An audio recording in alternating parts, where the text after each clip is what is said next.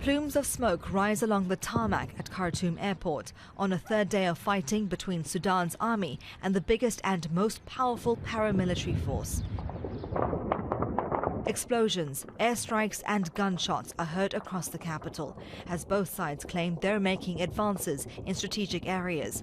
But details on the ground are unclear. Footage released by the Sudanese military shows a number of Rapid Support Forces troops surrendering their weapons and equipment in Khartoum. The army says it's resumed control of state TV and will use it to update the public. It also says it's retaken Marawi Airport in the north. But that conflicts with claims by the RSF, which says its men still control the facility. Thank God we're in control of the airport. God is great. The RSF also says an army-led battalion handed over its vehicles in the Eastern Nile, part of Khartoum state. Sudan has been brought to a standstill after attempts to open a humanitarian corridor failed. Fighting destroyed Khartoum's main water station, raising fears of widespread food and water shortages. Only one still water bottle left. This is the one and only one. And everything is empty now. The water bottle section looks so empty. All the water, all milk, everything is empty here on the refrigerator. And hospitals have become targets. Shelling on a lab in this clinic left several people injured and forced many to evacuate. Doctors say they're running out of medical supplies. A power struggle between Army Chief Abdel Fattah al-Burhan and his deputy Mahomed Daglo, commander of the RSF, triggered the outbreak of fighting on Saturday, with neither side willing to back down. On the political front, diplomatic efforts are underway to bring calm. The US and UK are calling for a ceasefire. The Arab League is pushing for negotiation, and all eyes are on regional leaders to bring the two sides to the table. The African Intergovernmental Body, IGAD, is proposing to send the presidents of Kenya, South Sudan and Djibouti to mediate. The three presidents are highly experienced. President Salva Kiir knows both the Sudanese leaders very, very well, and he constantly engages with them. President Ismail Omar Gele is an elder statesman of the region, highly experienced also in mediation, well respected within the region, and President Ruto.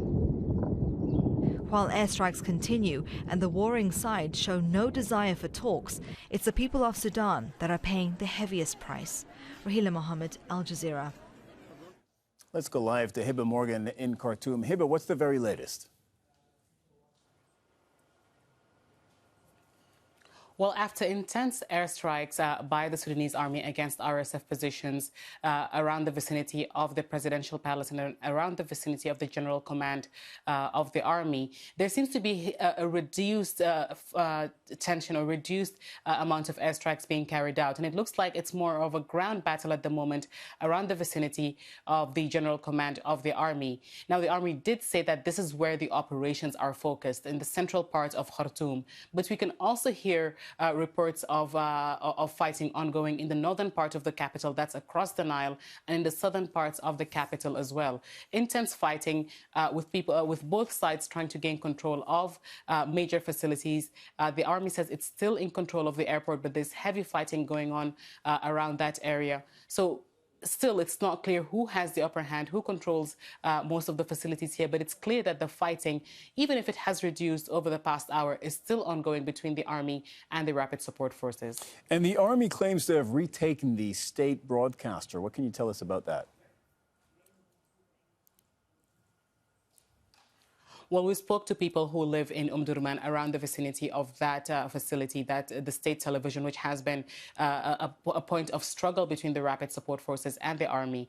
Now, we know that the army is in control, but we also know that there is intense fighting happening around that area. And it looks like the Rapid Support Forces are trying to regain control of the state television. That's a facility that they were in charge of or in control of over the past 12 hours to 24 hours in until just a few hours ago when the army announced that they have taken over and that they will be using that station to pass their messages on to the people around the country. So that's another facility or institution that both sides, that the army is trying to maintain control of, but that the RSF is trying to regain control of, to try to minimize the messages that the army is sending out.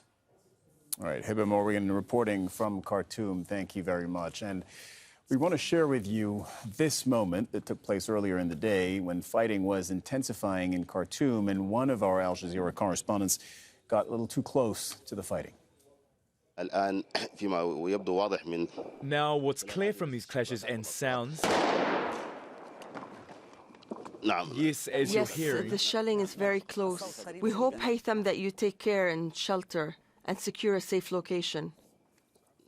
Regional and Western powers have called for an immediate ceasefire and a resumption of talks on civilian rule. U.S. Secretary of State Antony Blinken has been speaking with Saudi Arabia and the United Arab Emirates. They support opposing sides in this conflict. The UN Security Council is due to discuss the latest developments on Monday. A regional African bloc known as IGAD also plans to send heads of state, including those of Kenya and Djibouti, to mediate as soon as possible. And the African Union chairman wants to head to Sudan's capital, Khartoum, to discuss an immediate ceasefire. As for neighboring countries that include South Sudan and Egypt, they've also offered to mediate. Now, a video blogger who is traveling in Sudan has shared his experience of what's happening in Khartoum. When I opened the window, I could see the black smoke around the air. And a lot of people, they are going by walking, they are going with their bags. Many of the people, they are loading the stuff from supermarket. They are going in their car. And many of them, they were hitchhiking in another vehicles to escape the city. The general who heads the Rapid Support Forces, Mohammed Hamdan Dagalo, has urged the international community to take action. He posted on Twitter accusing rival General Abdel Fattah al-Burhan of committing crimes by bombing civilians from the air. Now, the fighting threatens to worsen what was already a dire humanitarian situation in Sudan. The UN Humanitarian Office says about 15.8 million people, roughly a third of the population, will need assistance this year. There are 3.7 million internally displaced people who need help. Around 4 million children under 5 and pregnant women are acutely malnourished and need life-saving services, and as many as 11.7 million people do not have enough food to eat. Aliona Sinenko is the spokesperson for the International Committee of the Red Cross. We spoke to her earlier. She says the situation for civilians is only getting worse. The most important and urgent priority right now is the access for healthcare workers, for ambulances, for the first responders to be able to provide urgent care for the wounded people, so that the human toll of this tragedy does not continue to rise. For now, what we can say for certain is that we know that the fighting is taking place in very close and in very dangerous proximity to heavily populated civilian areas, to civilian neighborhoods and essential civilian infrastructure. And we know from experience in other places around the world how devastating the consequences for civilian population can be.